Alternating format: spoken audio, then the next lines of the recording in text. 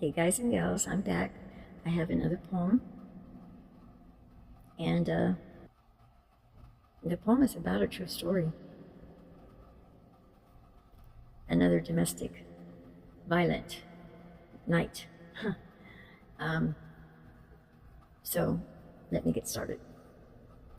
It is called The Mark of the King, the Pistol, and the Promise. The door was locked, the shadow was long, in a world where the guardian was violent and strong. He spoke of a mark, a brand for his own, to claim the spirit, the skin, and the bone. I stood in the corner, a child with a no, with nowhere for a shattered young spirit to go. He threatened my granny, my child in our bed, until the anger exploded in red. The cold steel. He took out the pistol, the heavy dark weight, and beat at my head with the force of his hate. The blood and the crying, the burn in the eyes, under the weight of the honorable lies. He wanted the ink, he wanted the stain, to mark me as his through the terror and pain. But Daddy had told me, don't mark up your frame, so I held to the promise, and I held to the name. The longest night. He threw me down hard with my face to the wall, waiting for the hammer and the bullet to fall. He lay there beside me, the gun on his chest, denying the mercy of silence and rest. Go to sleep, he commanded, with death in his hand, while I waited for the end in a desolate land.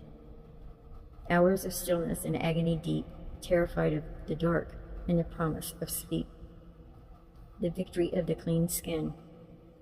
He never closed his eyes, he never let go, while the clock on the wall moved heavy and slow.